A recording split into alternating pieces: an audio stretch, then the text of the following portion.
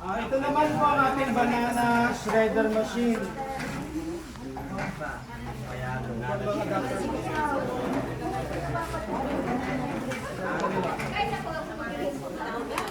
Again, be careful kayo kasi napakatalim ng blades nito.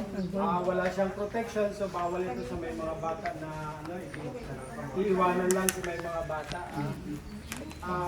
Dito ipapasok natin ang trunk ng banana. So as long na pumasok dito, yan. So wag lang yung sobrang malalaki. Kung ang banana sa inyo malalaki, kailangan hiwain niyo yan. Tapos dito naman po lalabas ang ating ang output nito dito.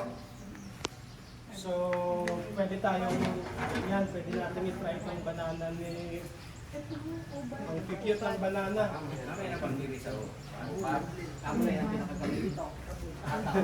Pwede kayong gumamit ng malalaki basta magkasya dyan sa bunga.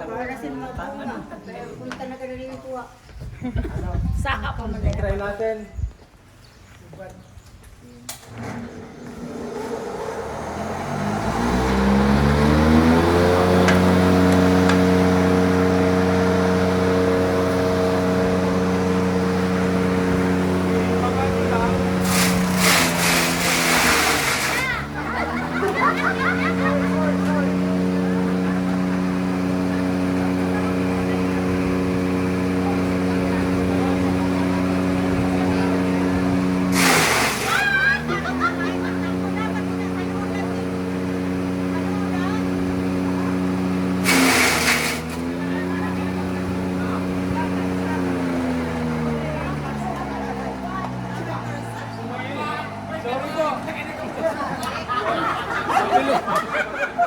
Mabilis po ito.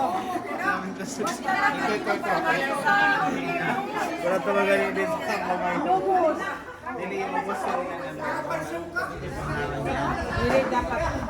So, ganito po yun. So, ito po yung pinapakain natin. Haluan nyo na lang ng mga kung anong inihahalo ninyo. Tapos pwede na mas nila mo. Pwede nila tanan. Halawan na ng kuhan, adobo.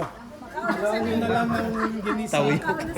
Oyster. Gagawin niyo siya sa Jollibee. So kung halimbawa po gusto ninyo diretso sa sasakyan, kailangan ninyo ito ilagay sa lalagyan na mas mataas. Ito naman i-adjust nyo na lang to kung gaano kalakas ang tapon na gusto ninyo. For example, pasensya na sino natamaan. Sorry. Hindi namin na Parang nakababa. Nakababa kasi. Galing-galing niyo. pagkatapos ninyong gamitin, i-secure nyo lamang po, lagyan ng cover.